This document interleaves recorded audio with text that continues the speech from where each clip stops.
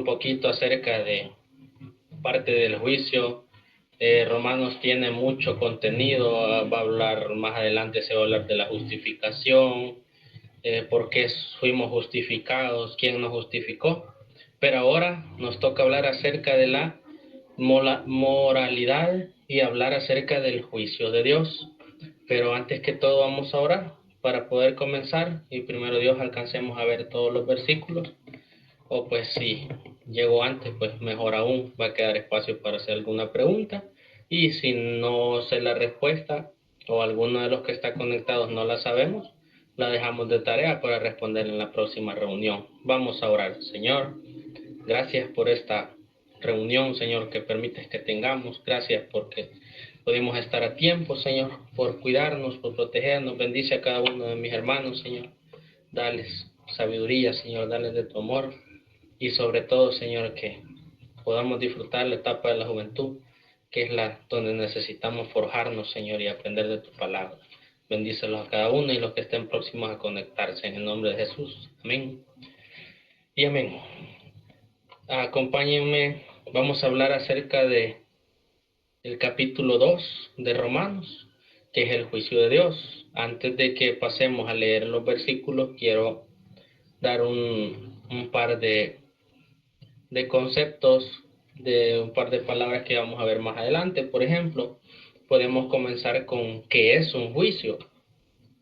Dice que un juicio es la facultad del entendimiento, por cuya virtud pueda distinguirse el bien del mal y lo verdadero de lo falso. Entonces podemos entender que es aquello donde te vas a dar cuenta que hiciste bien y que hiciste mal, y aplicándolo al contexto bíblico, va a ser el momento, como dice el título, donde Dios sea nuestro juez y puedan ser tomadas, puedan ser medidas nuestras obras buenas y malas. Se dice que es tan justo que hasta uno mismo va a admitir de que de verdad era demasiado obvio lo que estaba haciendo para no poder poner excusas. Por lo general, nosotros como humanos estamos acostumbrados a poner excusas por todo y por nada, de gratis, pagadas como sean. Siempre nosotros estamos acostumbrados a excusarnos, a poner algún pretexto para hacer algo. ¿Y por qué pasa? Es nuestra naturalidad. Es nuestra naturalidad de negarnos a hacer el bien y naturalmente ser más inclinados a hacer el mal. ¿Por qué? Porque hay pecado entre nosotros, pero no quiere decir que se va a hacer deliberadamente. Entonces quiero que me acompañen al capítulo 2 de Romanos, versículo 1. No sé si lo alcanzan a ver o si lo van a leer desde Biblia, que alguien lo lea por favor. Amén. ¿Sí? Por lo cual eres inexcusable, oh hombre, quien quiera que seas tú que juzgas, pues en lo que juzgas a otro te condenas a ti mismo, porque tú que juzgas haces lo mismo. Amén, gracias. Vemos la palabra que dice inexcusable, que es inexcusable, que no puede ser excusado o justificado. O sea que cuando te sucede algo, o sea que todos vieron, o sea, y que lo hiciste vos y que vos fuiste y que no hay para dónde, es algo que no puedes poner una excusa. Es aquello en lo que no vas a poder, no habrá manera de decirte, me hice para acá y todo, nada. En el juicio de Dios va a ser ese momento en el que no hay nada en lo que puedas poner. Pero aquí en el capítulo también está haciendo referencia a personas. Ya vamos a ir viendo más adelante, conforme vayamos desarrollando, a qué tipo de persona. Otro que podemos ver es juzgas. Dice que juzgar es formar un juicio o una opinión sobre una persona o una cosa. Son cosas que normalmente y lamentablemente, y yo soy el primero que levanto las dos manos, tendemos a veces a juzgar a las personas, a levantarles un juicio, juzgarlo, condenarlo y hacer todo lo que podamos. ¿Por qué? porque muchas veces no podemos ver que alguien esté haciendo el bien. Como dicen, no puedes ver ojos bonitos en cara ajena. Y el problema es que, ¿por qué no te pasan a ti las cosas buenas? ¿Qué estás haciendo que no te pasa? Y entre ellas puede ser eso, que podemos estar juzgando a otra persona. Podemos tener esa mala costumbre de hacerlo, porque es más fácil. Si no, hagamos el ejercicio. Escriba 10 virtudes suyas y 10 malas. Por lo general, y cuando se hace esto, las malas son las primeras que se llenan. Y las buenas ahí estamos, ¿y qué haré bien? ¿Y qué tendré positivo? ¿Y qué estaré haciendo? Por lo general siempre lo malo florece ante lo bueno. Ya, entendiendo lo que se busca de esa manera, no, pero jamás el mal vencerá al bien. Dice, oh hombre, quien quiera que seas tú que juzgas. En Romanos ya en el capítulo 1, Pablo señaló el pecado de la notariamente culpable. Todos somos culpables del pecado que se nos juzga. Ahora él habla de aquellos que son por lo general morales en su conducta. Supone Pablo que se felicitan a sí mismos de que no son como las personas descritas en Romano 1. Quiero que me acompañen a Lucas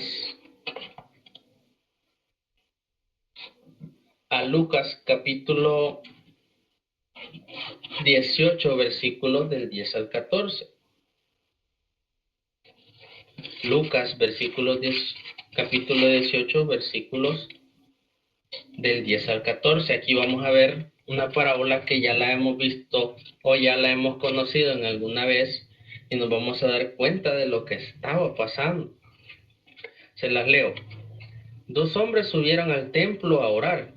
Uno era fariseo y el otro publicano.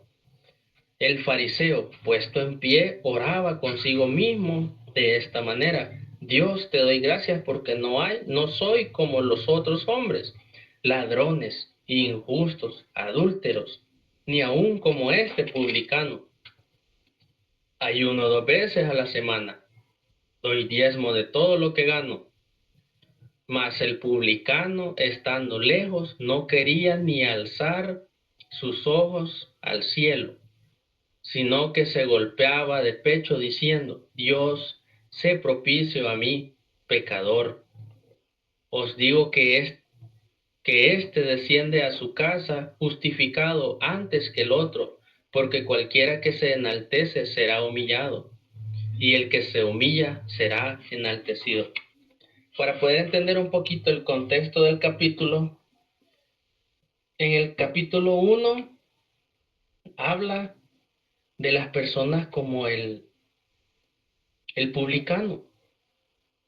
Y en el capítulo 2 está haciendo referencia a los fariseos. Imagínense lo que dice el fariseo, exaltando todo lo que hace para Dios, si nosotros sabemos que cualquier cosa que hagamos para Él es como trapo de inmundicia. No porque seas el hermanito fulano de tal, quiere decir que estás en mejor comunión que el hermano que ora a solas, el hermano que está pendiente de su comunión con Dios. Entonces, en el capítulo 2, Pablo está haciendo referencia a esto, las personas de que se consideran demasiado buenos, se consideran que no son como el otro, pero están cometiendo el error de juzgar a alguien. ¿Y qué hace la diferencia con el otro? Ninguna, sigue pecando. Y sigue pecando de una manera que él se siente más que el otro. ¿Y por qué se siente más? Porque en teoría está más de pie, está más cerca de Dios. Pero si se fijan en la imagen, o sea, el fariseo se ve así todo grandecito, va, y todo creidito, podemos decir, va. Se la pica, va, en buen salvadoreño. Y el otro está tratando de humillarse, va. Entonces el que sea exaltado va a ser humillado, va. Y el que es humillado o se humille es engrandecido. Entonces el capítulo 2 hace referencia a ese tipo de personas. Quiero ver. Aquí nos vamos a quedar en esto. Al ver el ejemplo, muchos entre los judíos de los tiempos de Pablo tipificaban al moralista, que es un moralista, que enseña, estudia o escribe sobre la moral, conjunto de normas y costumbres sobre el buen comportamiento en determinada sociedad o época. Entonces es aquella persona que trata de hacer el bien, pero sus palabras, dice en Romanos 2, del 1 al 16, parecen tener una aplicación más amplia. Muchos cristianos admiran a Séneca, él fue como un consejero de Nerón. Muchos lo admiran a él y su firme posición de lo moral, de los valores familiares, pero muy seguido él toleraba en sí mismo vicios no tan diferentes de los que condenan a otros. El ejemplo más flagrante fue dar su consentimiento a Nerón de asesinar a su madre, Agripa. Imagínense, esta persona, si lo buscan en Google, ahí habla, o sea, que él era un gran pensador, dice que fue como el tutor de Nerón, porque todavía Nerón era un poco joven para poder dirigir, ser emperador, creo, si no me equivoco. Entonces, él le dio tutoría, él era su consejero, pero no porque fuera una persona moralmente buena, quiere decir que no pecaba, porque imagínense conceder el permiso para que maten a la mamá del mismo Nerón. O sea, ¿quién te va a dar permiso que le quites la vida a otro? Nadie. Solo de Dios es esa oportunidad de decir hasta aquí llega. De ahí de nadie más. Vamos a ver otro punto. Pues en lo que juzgas a otro te condenarás a ti mismo. Después de obtener el acuerdo del moralista al condenar el pecado, obvio, ahora Pablo voltea el mismo argumento sobre el mismo moralista. Este es porque al final de todo, tú que juzgas, haces lo mismo. Muchas veces se da aquello de que hablan, es que mira qué es lo que está haciendo, es que mira aquel, pero no ves lo que vos estás haciendo. Si es más fácil verle las galladas al otro que verlas de uno mismo. Eso es mucho más fácil. Vamos al versículo 2 y 3. Mas sabemos que el juicio de Dios contra los que practican tales cosas es según verdad. Dice, ¿quiénes sabemos? En el contexto de Pablo, él y todos sus discípulos, los que estaban alrededor, de que el juicio de Dios está en contra de los que practican ese tipo de juzgar a las demás personas. Dice, según verdad. Esto tiene la idea de según los hechos del caso. Dios juzgará y condenará a la persona moral sobre la base de los hechos.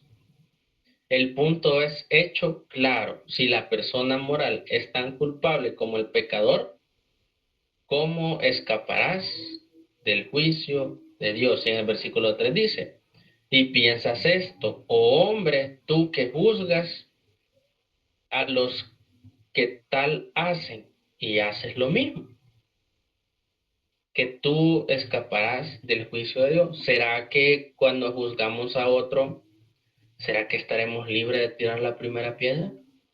¿Será que estaremos libres de otros pecados que puedan ser peor? Entonces, esta noche no solo quiero compartir lo que Dios ha puesto en mí para poderles enseñar, sino que también podamos reflexionar, porque los Romanos es una carta bien importante, porque hay mucha doctrina basada en ello, porque tiene mucha enseñanza, tiene muy buenos fundamentos para poder nosotros reforzarnos. Como decía Portillo la reunión pasada, o sea, es un libro una carta, perdón, que tiene demasiada enseñanza, que quizás no vamos a lograr verla toda, pero sí es necesario que veamos los puntos importantes que vamos a ir tocando sábado a sábado. Entonces vamos a ver la otra frase. Tú escaparás del juicio de Dios. Pablo está dejando saber a su lector que él no es una excepción a este principio. Pablo sabía cómo llegar al corazón de sus lectores. Nuestra exhortación debe ser como flechas listas para pegar en los corazones de los hombres y no herir solamente como otras flechas. Nosotros estudiamos el libro que se llama Las 9 marcas de una iglesia sana, y entre ellas está la predicación expositiva, y ahí menciona esto que estábamos leyendo, que en una predicación o una enseñanza no puedes solo darle palo a la gente. Si eso no es el Evangelio también tiene el consuelo y el consolador que está con nosotros. Entonces no puedes solo juzgar a la gente, no la puedes juzgar, debes ofrecerle ese ambiente, ofrecerle eso que se pueda redimir. Debemos enseñarles que Romanos 5 explica que hemos sido justificados. Si no, no tuviera sentido todo esto para nosotros. Vamos a Romanos 2, versículos 4 y 5. ¿Alguien que los lea, por favor?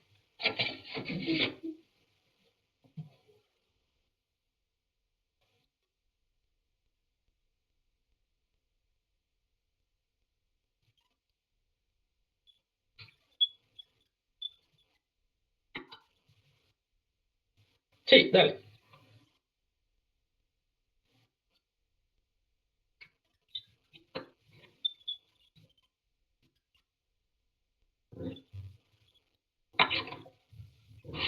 Ok, gracias, Josué.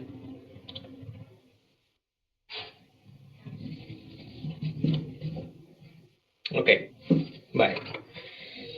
Aquí habla acerca de benignidad, paciencia, longanimidad. ¿Qué es la benignidad? Podría ser considerada la bondad de Dios con nosotros en cuanto a nuestros pecados pasados. La bondad de Dios con nosotros en cuanto a nuestros pecados pasados. Él ha sido bueno con nosotros porque aún no nos ha juzgado, aún aunque lo merecemos. La benignidad de Dios es eso, que a pesar de los pecados que nosotros cometimos en nuestro pasado, Dios ha sido misericordioso con nosotros. Y pues yo siento que si Dios dijera, va, se acabó hasta aquí mi misericordia, ya no estaríamos vivos ninguno, ni existiéramos en la faz de esta tierra. Entonces, dice, paciencia. Paciencia podría ser considerada la bondad de Dios con nosotros en cuanto a nuestros pecados presentes. No hay manera que digamos que no pecamos. Entonces ahora viene la pregunta, entonces, ¿qué pasa? Entonces, ¿qué pasa con los pecados que hacemos? Dios tiene paciencia y tiene mucha, de la cual a veces nos hace falta algunos. Dios tiene paciencia. Entonces la paciencia puede ser considerada como la bondad de Dios con nosotros en cuanto a los pecados presentes. En este mismo día, así es, esta misma hora, nos hemos quedado cortos de su gloria, pero Él retiene su juicio contra nosotros. Por muchos testimonios que conocemos, que hemos escuchado, de personas que dicen, no, es que yo merecía la muerte. Yo merecía la muerte, pero en la gracia y la misericordia de Dios no pasó. También la longanimidad. Sí, longanimidad. Podría ser considerada la bondad de Dios con nosotros en cuanto a nuestros pecados futuros. Él sabe que pecaremos mañana, y el día siguiente, y el siguiente, y el que sigue, y el mes que sigue, y el año que sigue, hasta donde se acabe nuestra vida en esta tierra, pero retiene su juicio contra nosotros. Dios sabe qué es lo que vamos a hacer. Dios sabe qué es lo que vamos a pecar, pero ahí está la longanimidad, que Dios también va a perdonar tus pecados futuros. No te estoy diciendo que peques deliberadamente porque Dios ya sabía, no.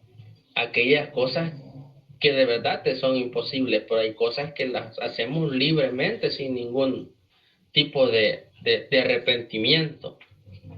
Entonces ese tipo de cosas, aquellos pecados inconscientes que haces, esos son los que Dios te perdona. Considerando todo esto, no es sorpresa que Pablo describa estos tres aspectos de la bondad de Dios con nosotros.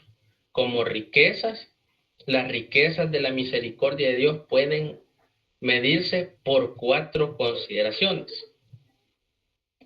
Número 1, su grandeza. 2, su omnisciencia. 3, su poder. Y 4, el objeto de su misericordia. Vamos a ver el número 1. Su grandeza. El hacer mal a un gran hombre es un gran mal. Y Dios es el más grande de todos, pero Él muestra su misericordia. No sé si alguna vez te han hecho algún mal, te han faltado el respeto, te han insultado. Ahora bien, ¿qué pasó por tu mente en ese momento? ¿Quisiste poner la otra mejilla o le quisiste dar en la mejilla del otro? Todo eso puede pasar, puede ser posible, porque es bien difícil quedarte callado. O muchas veces a nosotros nos regañan. Bueno, ya no me regañan. Entonces, pero cuando estamos en la época de ser hijos, que estamos en casa y nuestros padres nos regañan, ¿qué pasa por tu mente? ¿Será que podemos decir, Señor, gracias por la grandeza que me has dado? De tener esa muestra de misericordia, porque Dios ha sido misericordioso con nosotros. No sé si alguien tiene duda de eso, yo creo que no. Y aún así, somos muchas veces desobedientes o malcriados con nuestros padres. No nos regaño, solo estamos predicando. El punto número 2, omnisciencia. Omnisciencia. Si alguien considera todos nuestros pecados, mostraría misericordia, pero Dios muestra misericordia. ¿Qué es la omnisciencia? Que Dios puede entrar en tu mente. Es algo que no tiene Satanás. Entonces, ¿qué podés hacer o qué puedas pensar que Dios no lo va a saber? Nada. Pero, ¿será que cuando una persona te conoce y le contás todo lo que has hecho, todo lo que sos, será que va a tener el mismo concepto de ti como lo tiene Dios? Habría que preguntárselo y hacer la prueba. Número 3, su poder. Algunas veces los males no son arreglados debido a que están fuera de nuestro poder, pero Dios es capaz de resolver todos los males en contra de Él. Sin embargo, Él es rico en misericordia. ¿Cuánta gente ofenden a Dios? ¿Cuánta gente blasfema? ¿Cuánta gente se burla? Si Dios tiene el poder para acabar con todos ellos de una sola vez. Pero ¿qué pasa? Yo conozco casos de gente que se burlaba de Dios y todo, y ahora son unos grandes servidores de Él. Pero eso solo pasa en la misericordia de Dios, porque humanamente ya lo hubiéramos matado. Ya, o sea, ya no existiera, pues. Entonces, no tengamos duda de su poder. Él es el creador de todo, nos creó a nosotros. No hay nada en la tierra que Él no conozca o que no pueda hacer. Número 4, el objeto de su misericordia.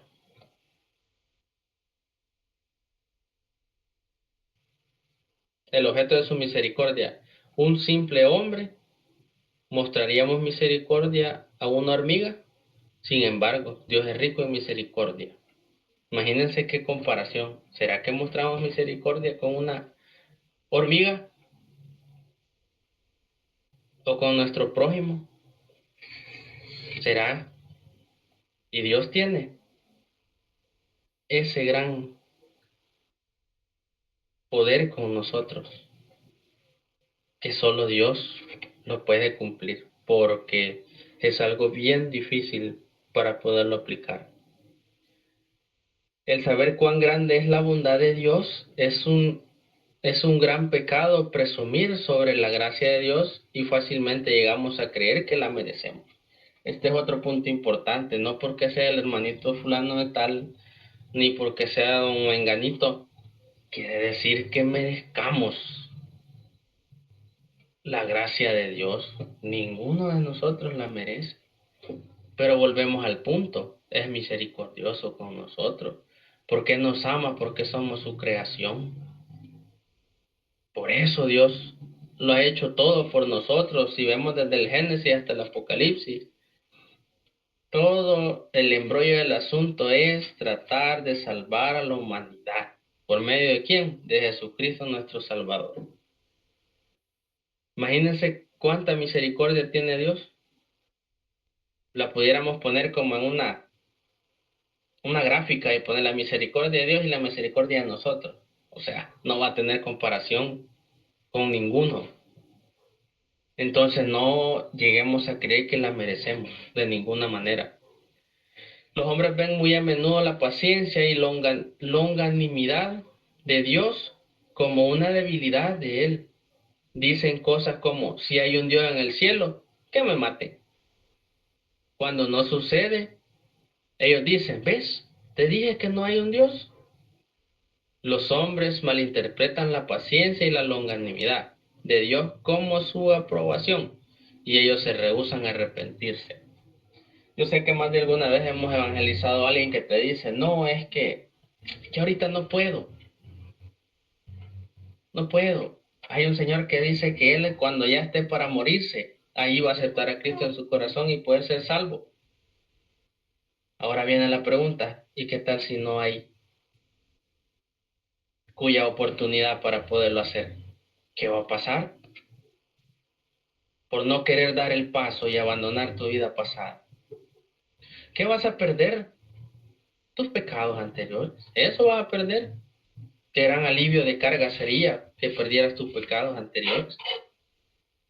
Entonces no hay manera de poder poner una excusa y poder decir, no, es que ahorita no, o por creerte demasiado bueno y que así vas a entrar al reino de los cielos. No, no es así. Por ser bueno no se entra al reino de los cielos.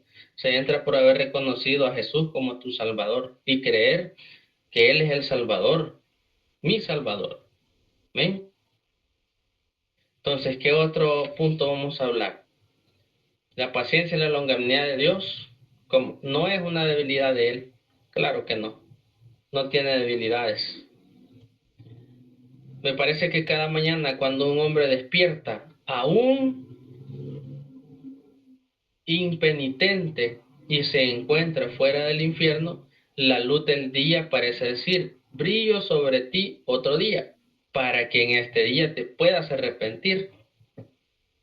Cuando tu cama te ve en la noche, creo que parece decir, te daré otra noche de descanso para que puedas vivir y, y volverte de tus pecados y confíes en Jesús.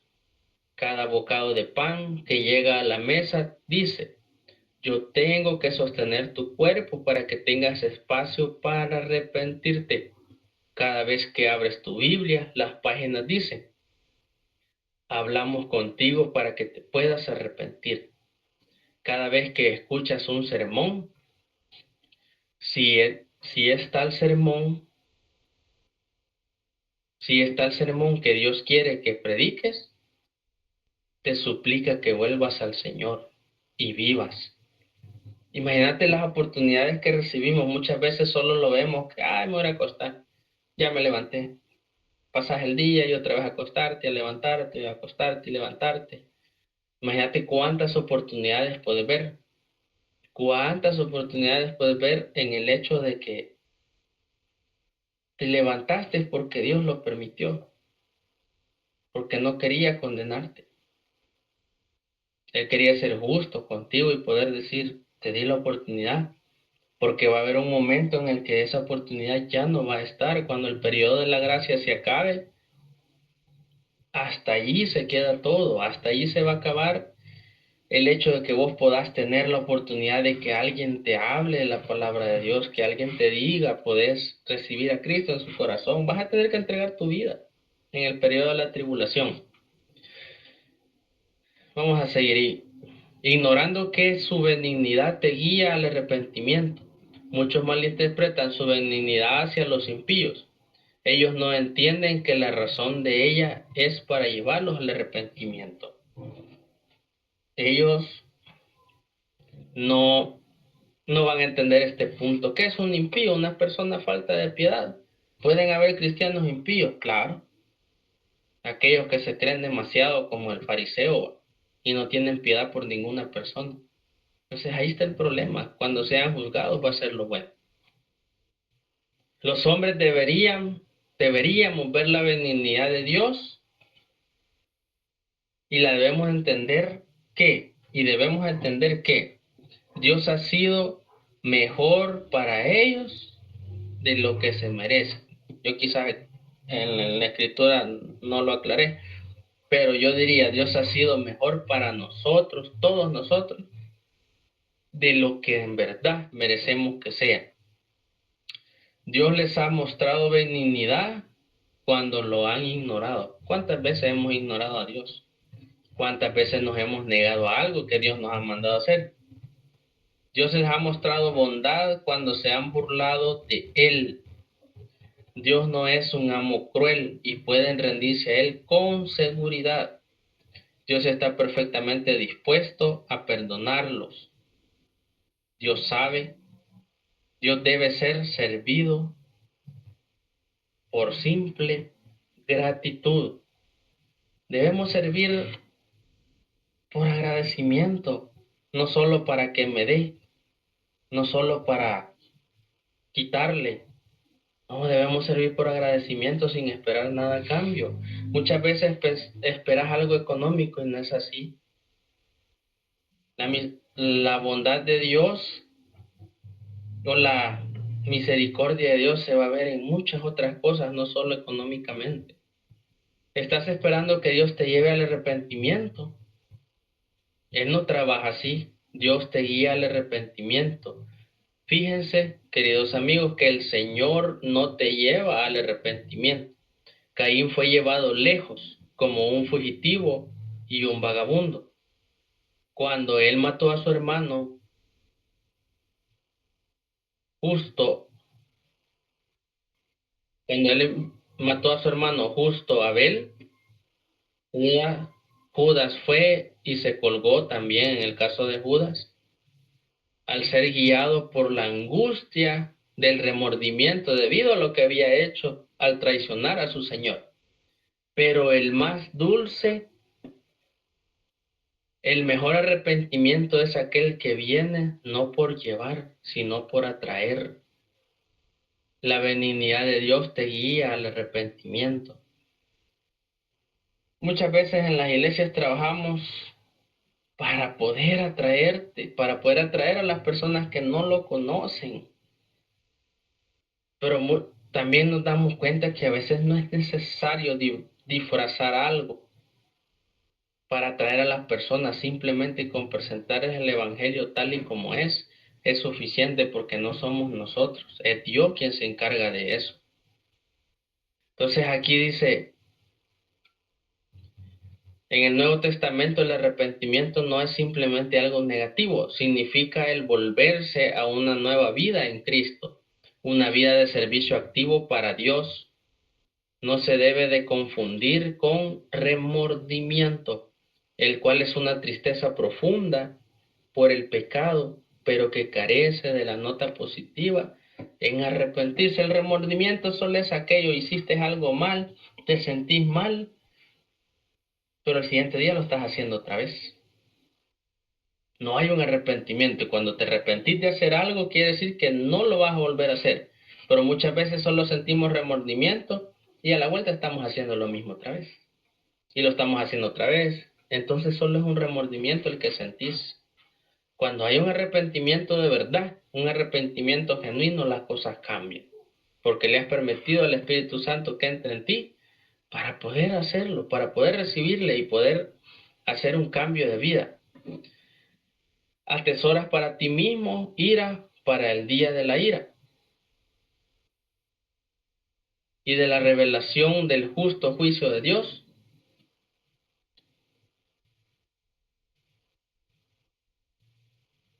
Y aquí vamos.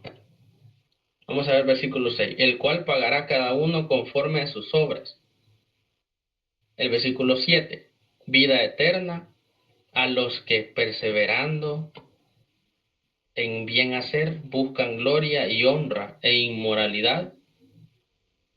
8. Pero ira y enojo para los que son contenciosos y no obedecen la verdad. Y no obedecen la verdad, sino que obedecen a la injusticia. Imagínense, en este caso dice, el cual pagará a cada uno conforme a sus obras. Este es un pensamiento asombroso y temeroso y condena al moralista al igual que al pecador obvio, o sea, aquella persona que hace el pecado deliberadamente. Imagínense si me juzgaran en base a mis obras ahorita. Piénsenlo cada uno, no solo me quiero sentir mal yo. Qué difícil fuera. ¿Cuál es la otra frase que dice? Vida eterna a los que. En versículo 7. Si hubiera uno que realmente hiciera el bien, en todo momento podría ganarse la vida eterna por su propia cuenta. Pero no hay ninguno que lo pueda hacer. Porque todos de alguna u otra manera han sido o van a ser contenciosos y no obedecen a la verdad, sino que obedecen a la injusticia. No hay ninguno que por ser bueno alcance la vida eterna. No hay, solo Jesús ha sido el único humano perfecto en esta tierra. ¿Y por qué era perfecto? Porque así tenía que ser el Cordero de Dios para perdón de nuestros pecados. Entonces, vida eterna los que perseveran en bien hacer, pero no hay ninguno. Tribulación y angustia, vamos al que sigue. Tribulación y angustia sobre todo ser humano que hace lo malo, el judío primeramente y también el griego. 10. Pero gloria y honra y paz, todo el que hace lo bueno, al judío primeramente y también al griego. Tribulación y angustia sobre todo ser humano que hace lo malo, debido a que todos quedan cortos de este estándar de la bondad constante de Dios. La ira de Dios vendrá sobre todo aquel que hace el mal, sin importar si son judíos o gentiles. Vamos a ser juzgados por igual. Muchos judíos dicen, no, es que nosotros vamos a ser perdonados. El que no ha reconocido a Jesús como su Salvador, no va a ser perdonado. No tienen prioridad, no están adelante de nosotros, ni nosotros adelante de ellos. Somos nuestros similares, con la única diferencia de que nosotros sí le hemos creído. Y ellos lo tuvieron vivo y lo sacrificaron. Este juicio viene al judío primeramente. Si ellos son los primeros en la fila para el Evangelio, según Romanos 1:16, y los primeros en la fila para la recompensa, Romanos 2:10, el que estamos viendo ahorita. Pero gloria y honra y paz a todo aquel que hace lo bueno, al judío primero y también al griego. Entonces ellos también son los primeros en la fila para el juicio. O sea que como quien dice los van a echar adelante. ¿Va? Han recibido todo primero, pero así se van a ir también adelante. La palabra tribulación viene de la idea hervir, así teniendo el significado de un arranque apasionado. La palabra angustia viene de la idea de una inflamación que eventualmente revienta y se aplica más al enojo que precede de la naturaleza fija de uno. Imagínate cuando tenés, digamos que te golpeas, se te daña un músculo, ¿qué es lo que sigue?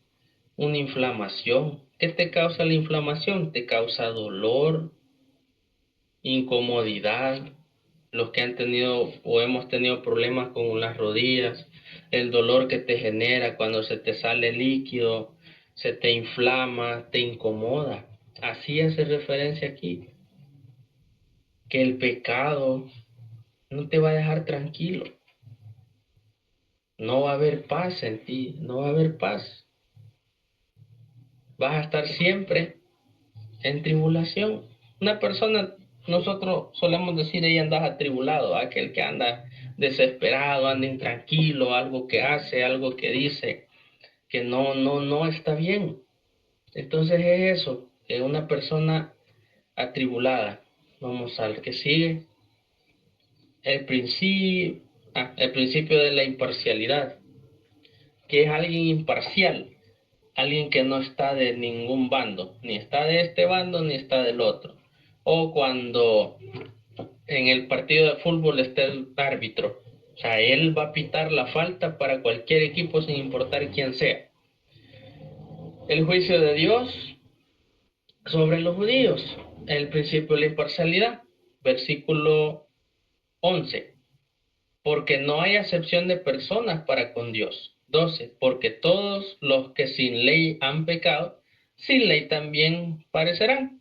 Y todos los que bajo la ley han pecado, por la ley serán juzgados. Porque no son los oidores de la ley los justos ante Dios, sino los hacedores de la ley serán justificados. Dependiendo del tiempo en el que esté, desde el inicio hasta el final, así van a ser juzgados cada uno. Como dice aquí, según la ley. Les voy a hacer una pregunta y ahí si pueden, la vemos la otra clase o cuando nos veamos el sábado la discutimos.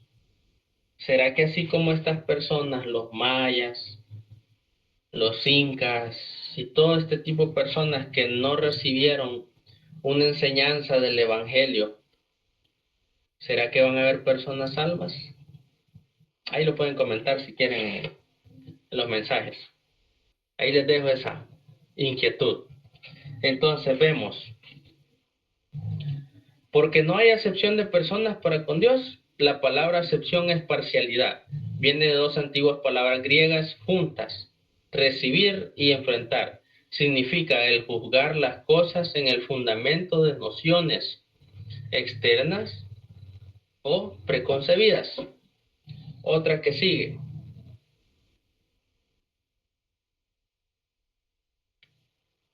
Algunos antiguos rabinos enseñaban que Dios mostraba parcialidad hacia los judíos. Ellos decían, Dios juzgará a los gentiles con una medida y a los judíos con otra, porque no son los oidores de la ley los justos ante Dios, sino los hacedores de la ley serán justificados.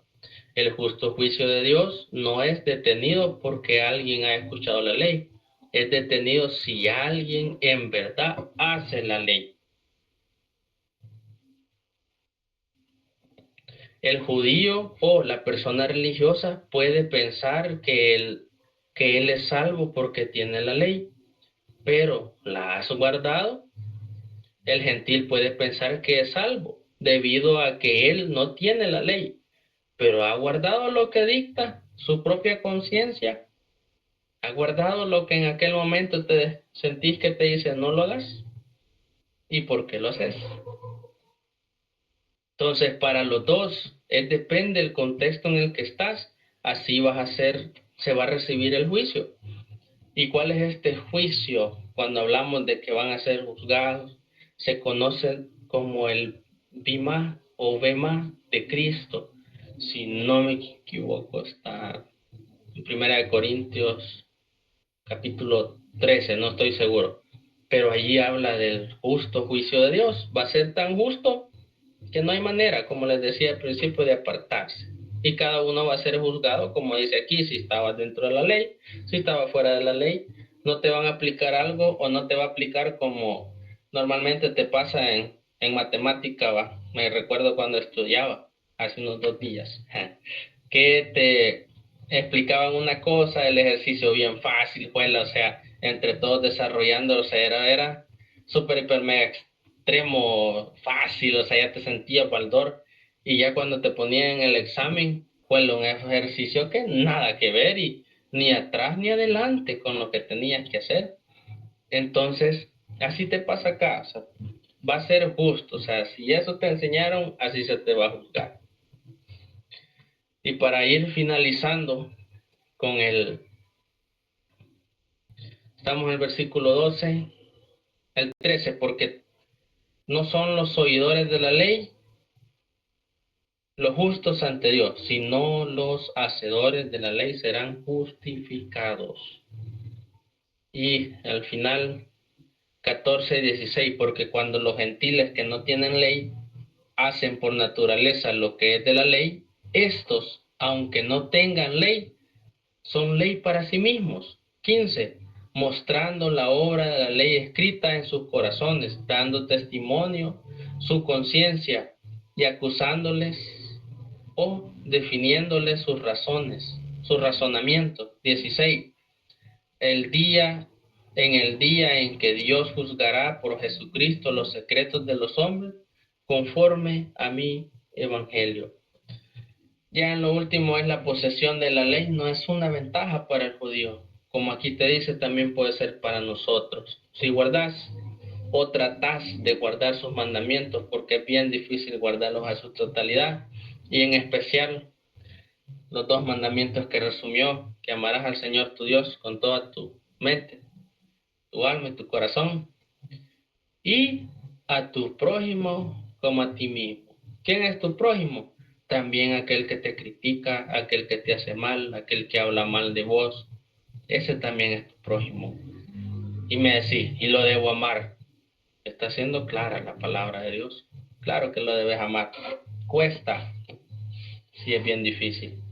Pero si Jesús lo hizo, amar a aquel que lo golpeó, aquel que lo apuñaló, y Señor decir, Padre, perdónalos porque no saben lo que hacen. Wow, qué enseñanza. Debemos aprender mucho. Hemos llegado hasta aquí con el discipulado. El juicio de Dios va a ser tan justo en el día que sea, como dice el versículo 16, en el día en que Dios juzgará por Jesucristo los secretos de los hombres conforme a su evangelio. Hasta aquí llegamos. El capítulo 2 en eso se resume en que no porque seamos cristianos quiere decir que no pecamos y no debemos sentirnos más que los demás, como hace la comparación del fariseo que llegó a orar y sale como entra. En cambio, el publicano sí salió justificado, confirmado con la palabra de Dios. Llegamos hasta aquí, son las 8:58. Gracias a Dios quedamos cabal con el tiempo. No sé si tendrán alguna duda o algún comentario o algo que agregar.